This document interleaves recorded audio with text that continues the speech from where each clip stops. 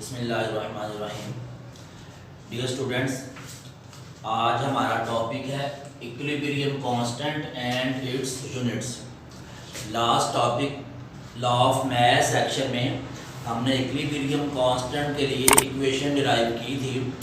तो आज equilibrium constant को डिफाइन करने से पहले हम एक केमिकल इक्वेशन राइट करेंगे रिवर्सिबल रिएक्शन की, क्योंकि आपको मालूम है कि जो इक्विलिब्रियम कांस्टेंट है वो रिवर्सिबल रिएक्शन के अंदर होता है। तो सबसे पहले हम एक रिवर्सिबल रिएक्शन राइट करते हैं जो हमने लॉ ऑफ मैथ सेक्शन में राइट किया था।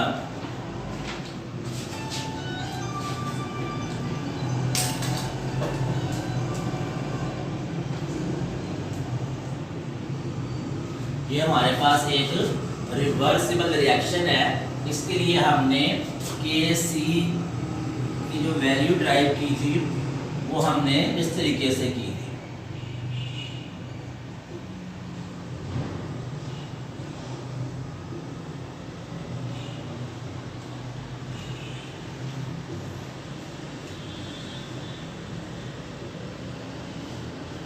ये है हमारे पास इक्विलिब्रियम कांस्टेंट Kc की इक्वेशन। Kc जो है वो इक्वल होता है कंसंट्रेशन ऑफ C और उसकी power small c product of concentration of B और इसकी power small d over concentration of A उसकी power small a product of concentration of B और उसकी power small b।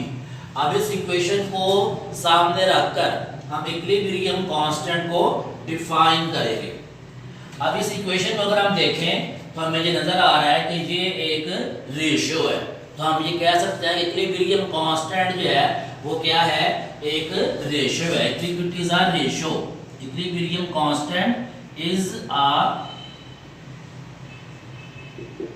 Ratio. Equilibrium constant एक ratio है। किसकी रेशियो है?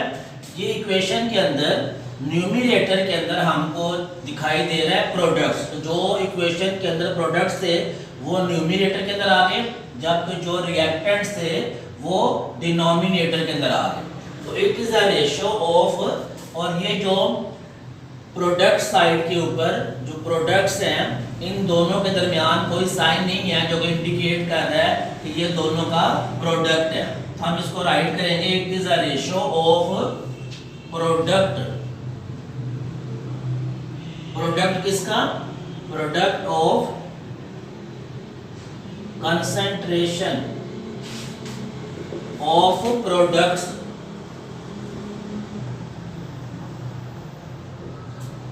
It is a ratio of product of concentration of products. अब यहाँ पर दो वर्ड यूज हुए हैं प्रोडक्ट के। ये जो प्रोडक्ट है कंसंट्रेशन ऑफ प्रोडक्ट, ये शो कर रहा है कि जो रिएक्टेंट्स और प्रोडक्ट्स होते हैं, तो जो चीज प्रोड्यूस होती है उसको हम प्रोडक्ट कहते हैं।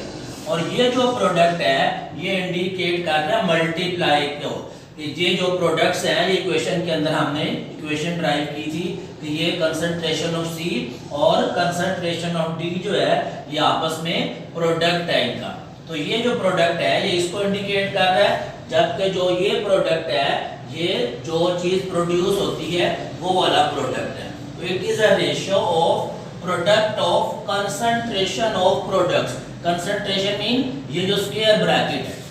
तो इस इक्वेशन को देखते हुए हमने न्यूमरेटर के अंदर जो चीज है ये इतना हिस्सा जो है ये हमने इसको राइट कर दिया। It is a ratio of product of concentration of products. अब ये जो प्रोडक्ट्स है इसके ऊपर क्या है, इसके ऊपर पावर भी है स्मॉल c और स्मॉल d। तो it is a ratio of product of concentration of products raised to the power of coefficient. और इसकी पावर क्या है? Raised to the power of coefficient. Coefficient क्या था? जो ये जो नंबर इक्वेशन से पहले बैलेंस करने के लिए लगाते हैं वो कहलाते हैं कोएफिशिएंट। तो ये जो कोएफिशिएंट है ये यहाँ पर पावर बन गई। तो raise to the power of coefficient, तो ये इसका पहला हिस्सा गया वो कंप्लीट हो गया।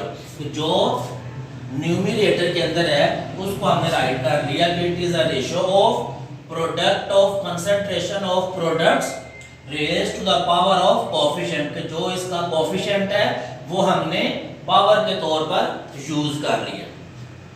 अब ये रेशियो किसकी है? Product of concentration of products raise to the power of coefficient to product of concentration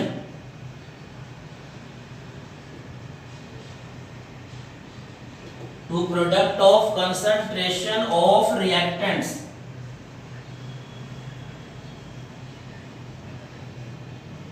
अब क्या राइट किया हमने? प्रोडक्ट ऑफ, ये प्रोडक्ट, इन दोनों के बिटवीन कोई साइन नहीं है जो इंडिकेट कर रहा है प्रोडक्ट को। Product of concentration of reactants. अब ये जो रिएक्टेंट्स है ये हमारे पास डिनोमिनेटर में आ गए, तो ये रेशियो किसकी है? Ratio of product of concentration of reactants raised to the power of coefficient, raised to the power of coefficient as expressed in balanced chemical equation। तो जो नंबर ऑफ मोल्स है ये उस वक्त आते हैं जब हम किसी इक्वेशन को बैलेंस करते हैं। तो एंड पे भी राइट करेंगे हम as expressed in balanced chemical equation, as expressed in balanced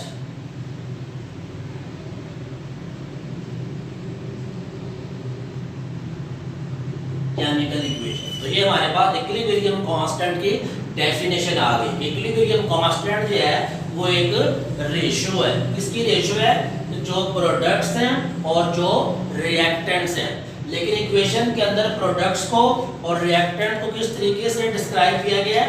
ratio of product of concentration of products raised to the power of coefficient to the product of concentration of reactants raised to the power of coefficient as expressed in balanced chemical equation।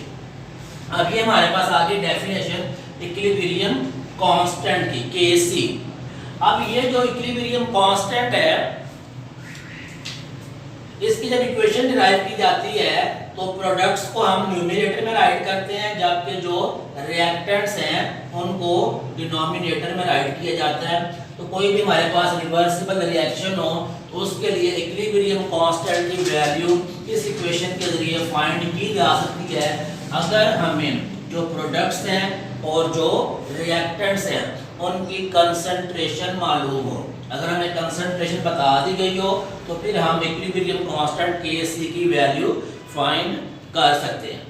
अब हम देखेंगे कि ये जो Kc है इसका unit क्या होता है। इसका यूनिट जो है वो हम किस तरीके से फाइंड करेंगे। अब Kc का जो यूनिट है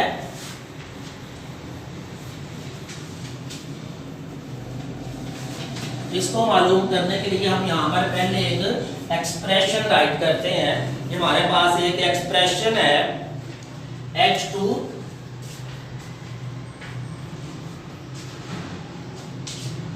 प्लस I2 और 2HI जो है ये हमारे पास प्रोड्यूस हुआ। तो जब Kc का यूनिट राइट करने हैं तो हमने जो बैलेंस्ड केमिकल इक्वेशन होगी उसकी दोनों साइड रिएक्टेंट साइड और प्रोडक्ट साइड पे नंबर ऑफ मोल्स चेक करने हैं कितने। अब रिएक्टेंट साइड पे नंबर ऑफ मोल जहां पर कुछ ना राइट हो तो वहां पर क्या होता है 1, यहां पर 1 मोल, यहां पर 1 मोल, 1 + 1 यहां पे कितने मोल हो गए? रिएक्टेंट साइड पे 2 मोल और प्रोडक्ट साइड पे कितने मोल है? 2। तो जब number of moles reactant side और प्रोडक्ट साइड पर इक्वल हो तो फिर Kc का यूनिट कोई नहीं होता। जब number of moles reactant side और प्रोडक्ट साइड पर इक्वल हो, जितने number of moles reactant side पर हैं उतने नंबर ऑफ मोल्स अगर प्रोडक्ट साइड पर होंगे तो फिर Kc की वैल्यू के साथ हम कोई यूनिट यूज नहीं करते। क्यों यूज नहीं करते? ये हमारे पास इक्वेशन है Kc की के सी इज इक्वल टू प्रोडक्ट्स को हमने ऊपर लिखना है न्यूमरेटर में, ये 2 जो है इसकी पावर बन जाएगी और ये रिएक्टेंट्स जो है ये डिनोमिनेटर में आ जाएंगे। अब हमने डिस्कस किया था कि जो कंसंट्रेशन है उसको हम रिप्रेजेंट करते हैं मोल dm इनवर्स q। ये जो HI है ये इसकी कंसंट्रेशन हो गई, इसकी पावर 2 है, और नीचे जो है रिएक्टेंट्स H2 की कंसंट्रेशन क्या है, मोल dm-3, और I2 की कंसंट्रेशन क्या है, मोल dm-3। अब अगर आप इसको सॉल्व करें तो ये जो ऊपर है मोल dm-3 की पावर 2, इट मीन्स कि ये 2 टाइम है, तो ये इनके साथ जो है इसकी कटिंग हो जाएगी, तो हमारे पास कोई चीज़ यहाँ पर नहीं आएगी, इसलिए हम Kc का जो यूनिट है वो 0 यूज करते हैं। Kc का यूनिट यूज नहीं करते जब number of moles reactant side और प्रोडक्ट साइड पर इक्वल हो। अब हम एक और इक्विलिब्रियम एक्सप्रेशन जो है वो राइट करते हैं और उसमें चेक करते हैं कि Kc का यूनिट जो है वो क्या होगा जब number of moles both side पर इक्वल ना हो। अब ये हमारे पास एक एक्सप्रेशन है N2 + 3H2 2NH3। इसके लिए जब हम Kc के एक्सप्रेशन राइट करेंगे तो प्रोडक्ट्स जो हैं वो न्यूमरेटर में आ जाएंगे, ये 2 इसकी पावर हो जाएगी, रिएक्टेंट्स डिनोमिनेटर में आ जाएंगे, N2 H2 ये 3 जो है ये इसकी पावर आ जाएगी। अब जब आप इसकी कंसंट्रेशन को राइट करेंगे तो NH3 की कंसंट्रेशन मोल dm इनवर्स q और इसकी पावर 2, रिएक्टेंट्स के अंदर जो N2 है इसकी कंसंट्रेशन मोल dm-3, H2 की कंसंट्रेशन मोल dm-q और इसकी पावर है 3। अब इसको जब हम मजीद सॉल्व करेंगे, अगर वैल्यू सेम हो तो पावर को हम ऐड कर देते हैं। ये भी क्या लिखा है, मोल dm-3, ये भी है मोल dm-3, तो इसकी पावर 1, तो ये 1 और 3 पावर कितनी हो जाएगी 4, तो यहाँ पर डिनोमिनेटर में पावर बन जाएगी 4 और न्यूमरेटर के अंदर पावर कितनी है 2, तो 4 में से 2 पावर जो है वो कटिंग हो जाएगी, तो बाकी हमारे पास ये आ जाएगा 1/, मोल dm-3 और इसकी पावर 2। इसको हम इस तरीके से राइट कर सकते हैं, ये जो 2 पावर है ये मोल के साथ भी है और dm-3 के साथ भी है, तो ये मोल की पावर हो जाएगी 2 और dm की पावर 3 2 6 और जब हम इसको रिवर्स करेंगे तो ये मोल जो है ये ऊपर जाकर -2 और dm जो है ये इसकी पावर क्या आ जाएगी 6, तो Kc का यूनिट जो है वो हम ये यूज करेंगे इस इक्वेशन के लिए। तो Kc का यूनिट जो है वो डिपेंड कर रहा है रिवर्सिबल रिएक्शन की बैलेंस्ड केमिकल इक्वेशन के ऊपर। जैसे नंबर ऑफ मोल्स आएंगे उसके अकॉर्डिंग Kc का यूनिट जो है वो बनता है। तो इस एक्सप्रेशन के लिए Kc का यूनिट जो है वो क्या होगा, mole inverse square dm⁻⁶। Number of mole both side पर इक्वल हो फिर Kc का यूनिट नहीं होता, लेकिन अगर नंबर ऑफ मोल्स डिफरेंट हो फिर हम उसको सॉल्व करके इस तरीके से चेक करेंगे कि Kc का यूनिट हमने कौन सा यूज करना है। यहाँ पर पेज नंबर 10 के ऊपर एक शॉर्ट क्वेश्चन भी है कि Kc की वैल्यू किस पे डिपेंड करती है, on what factor Kc value depend. तो लाइन नंबर 5 के ऊपर इसका आंसर है the value of Kc depends only on temperature. तो Kc की वैल्यू जो है वो डिपेंड कर रही है टेम्परेचर के ऊपर कि ये जो रिवर्सिबल रिएक्शन है ये किस टेम्परेचर पर किया गया है। तो केसी की वैल्यू डिपेंड कर रही है टेम्परेचर पर। ये प्रोडक्ट्स और रिएक्टेंट्स की जो कंसंट्रेशंस हैं उन पर केसी की वैल्यू डिपेंड नहीं करती। नेक्स्ट हमारे पास कुछ प्रॉब्लम्स हैं कि केसी की वैल्यू किस तरीके से फाइंड की जाती है। तो पहले है हमारे पास प्रॉब्लम 9.1। प्रॉब्लम 9.1 में क्वेश्चन है when hydrogen reacts with iodine, जब हाइड्रोजन आयोडीन के साथ रिएक्ट करती है at 25 degree Celsius, 25 degree Celsius temperature पे, तो प्रोड्यूस करती है hydrogen iodide by reversible reaction as follows. ये हमें इक्वेशन जो है बताई गई है H2 प्लस I2, जब ये रिएक्ट करते हैं तो हाइड्रोजन आयोडाइड बनता है इस तरीके से। इक्विलिब्रियम कंसंट्रेशन जो है वो हमें गिवन है, हमें बताया गया है कि जो H2 है इसकी जो कंसंट्रेशन है वो है 0.005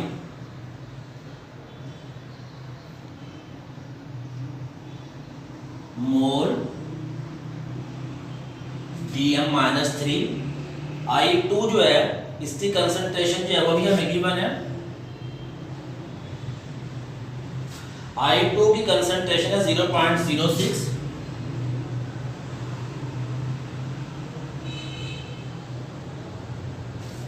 और HI की कंसंट्रेशन भी हमको गिवन है 0.49।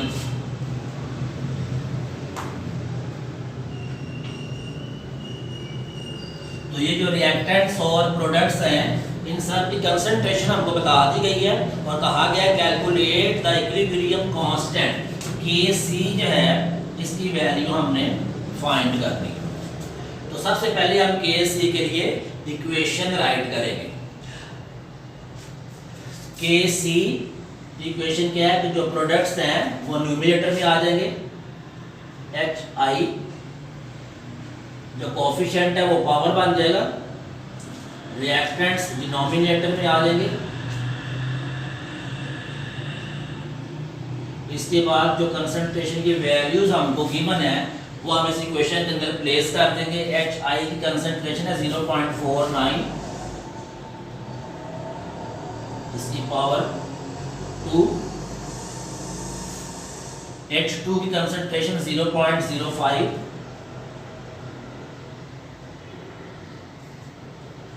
I2 की कंसंट्रेशन है 0.06,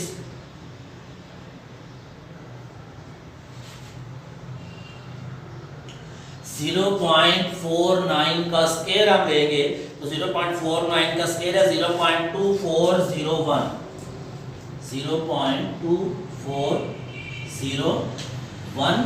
जब ये 0.05 और 0.06 को मल्टीप्लाई करेंगे तो हमारे पास आंसर आएगा 0.0030 और जब हम इनको आपस में डिवाइड करते हैं तो आंसर आ जाता है हमारे पास 80। तो ये हमारे पास इक्विलिब्रियम कांस्टेंट Kc का आंसर आ गया। इक्विलिब्रियम कांस्टेंट क्या होगा यहाँ पर 80। अब देखते हैं इसका यूनिट हम क्या राइट करेंगे। उसके लिए हमें इक्वेशन को चेक करना है कि number of moles both side पर इक्वल है कि नहीं। तो यहाँ पर नंबर ऑफ मोल्स 2 है, 1 और 1 2, और प्रोडक्ट साइड पे नंबर ऑफ मोल्स 2 हैं। Number of mole both side पर इक्वल है, इसलिए 80 के साथ कोई यूनिट हम यूज नहीं करेंगे। ये थी आपकी प्रॉब्लम 9.1। नेक्स्ट है आपकी प्रॉब्लम 9.2। उसमें देखते हैं उसको हम किस तरीके से सॉल्व करेंगे।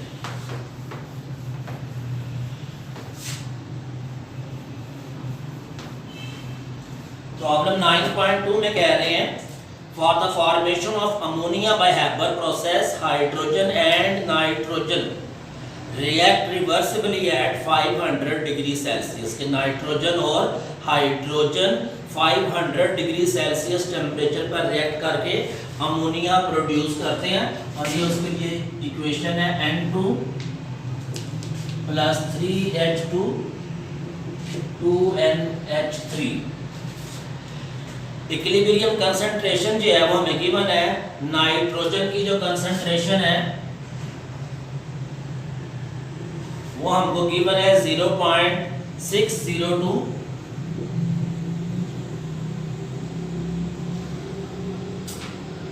मोल DM-3। हाइड्रोजन की कंसंट्रेशन भी गिवन है 0.420,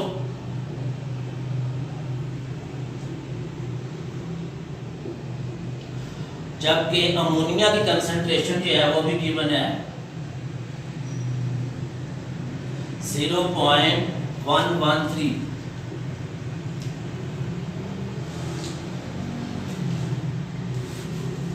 और हमें कहा गया है कि what is the value of KC। KC की वैल्यू हमने फाइंड करनी है। तो KC की वैल्यू फाइंड करना बहुत इजी है आपके लिए। सबसे पहले आपने KC की इक्वेशन राइट करनी है, प्रोडक्ट्स को न्यूमरेटर में राइट करना है, जो कोफिशिएंट है इसको पावर के तौर पर यूज करेंगे, रिएक्टेंट्स जो हैं वो न्यूमरेटर में आ जाएंगे,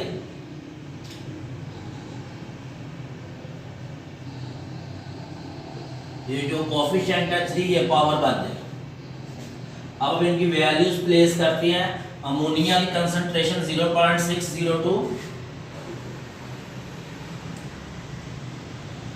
इसकी पावर 2। नाइट्रोजन की कंसंट्रेशन 0.602 और हाइड्रोजन की कंसंट्रेशन 0.420।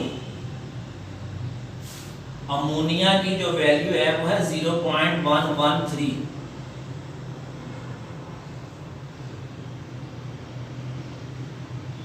नाइट्रोजन 0.602, हाइड्रोजन 0.420 और इसकी पावर है 3। इसको सॉल्व करेंगे। 0.113 का हम स्क्वायर लेंगे, 0.113 का स्क्वायर और 0.420 का क्यूब लेके जो आंसर आएगा उसको हम इससे मल्टीप्लाई करेंगे, दोनों को डिवाइड करेंगे तो हमारे पास KC का जो आंसर है वो आ जाएगा 0.286। 0.286। अब KC का यूनिट यूज करना है, तो KC का यूनिट क्या होगा वो हम चेक करेंगे इक्वेशन के अंदर कि number of mole both side पे इक्वल है या नहीं। इस साइड पे नंबर ऑफ मोल्स कितने हैं 3 और 1 4 और यहाँ पे नंबर ऑफ मोल्स कितने हैं 2। तो नंबर ऑफ मोल्स इक्वल नहीं है, इसलिए KC का यूनिट राइट करना पड़ेगा।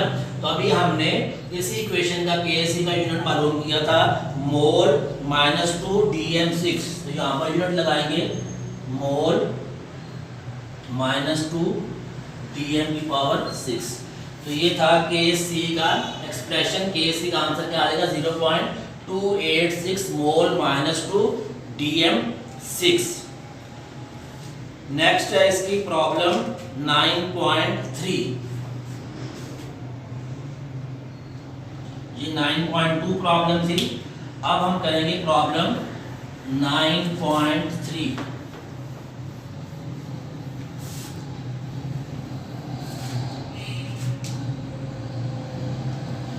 9.3 में कह रहा है for reaction between PCl3 and Cl2 to form PCl5 कि PCl3 और Cl2 आपस में रिएक्ट करते हैं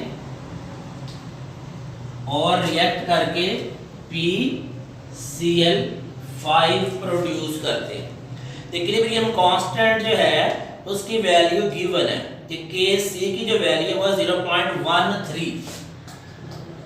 KC है 0.13 मोल इनवर्स DM3। KC की वैल्यू हमको गिवन है और एक खास टेम्परेचर पर ये रिएक्शन किया गया है। When equilibrium concentration of PCl3 and Cl2 are 10 and 9 respectively। PCl3 जो है इसकी कंसंट्रेशन गिवन है 10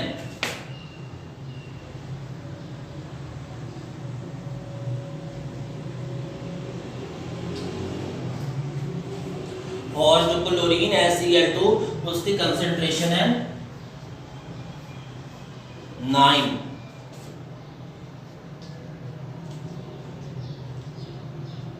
और PCl5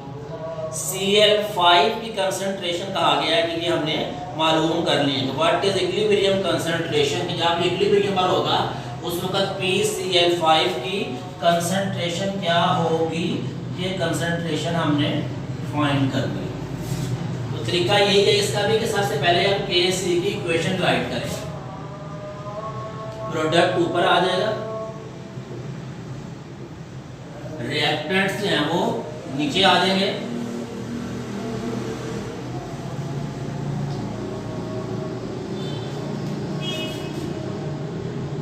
हमने फाइंड करना है PCl5। तो ये जो नीचे डिनोमिनेटर है ये डिवाइड हो रहा है, इस साइड पर आके मल्टीप्लाई हो जाएगा, तो हमारे पास इक्वेशन ये बन जाएगी PCl5 is equal to KC concentration of PCl3 concentration of Cl2। Equation के अंदर इनकी वैल्यूज प्लेस कर देंगे। KC की वैल्यू है 0.13, PCl3 की वैल्यू है 10 और Cl2 की वैल्यू है 9।